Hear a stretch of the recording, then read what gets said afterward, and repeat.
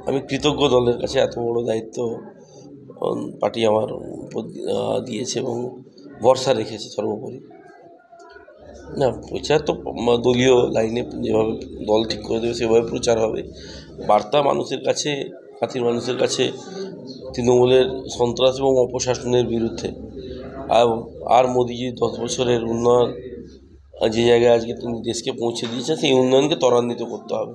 তৃতীয়বার মোদিজিকে প্রধানমন্ত্রী করতে হবে, এই আমাদের লক্ষ্য। বৃহৎ ক্ষেত্র অবশ্যই একটা লোকসভা একটা চ্যালেঞ্জিং বিষয়। একটি 7টি বিধানসভা নিয়ে একটা লোকসভা, কাঁথি সেই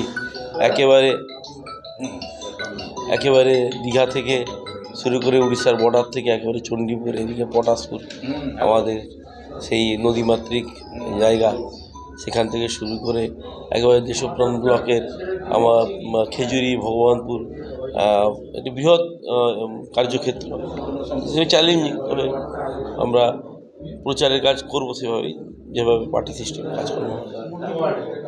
আমরা আমাদের সর্বোচ্চ নেতার যা তিনি ডাক দিয়েছেন, সেই ডাক পূরণের লক্ষ্যে করবো। আমরা তো আর 42টা আসনে গিয়ে লড়তে পারবো না। আমরা কাঁথি আসন, আমাদের কার্যকর্তারা আমরা লড়াই করে জেতার চেষ্টা করি, জিতবই, অবশ্যই জিতব।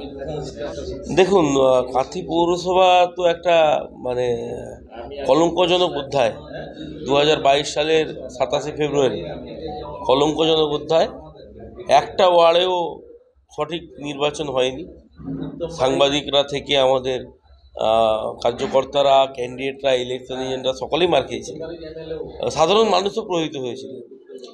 শুধু 18 নম্বর ওয়ার্ডে ঢুকতে গিয়ে বাধাপ্রাপ্ত হন বহিরাগত হারমাদ বাহিনী, এবং সেই লজ্জাজনক অধ্যায় কাটিয়ে আমাদেরকে এগোতে হবে। এবং এই লোকসভা নির্বাচন কাঁথির মানুষ তাদের গণতান্ত্রিক অধিকার, তাদের এটা বরাবরের চিরদিনের লালিত পালিত একটা অভ্যাস, সে অভ্যাস তারা অনুযায়ী তারা আবার তাদের ভোটাধিকার প্রয়োগ করবে।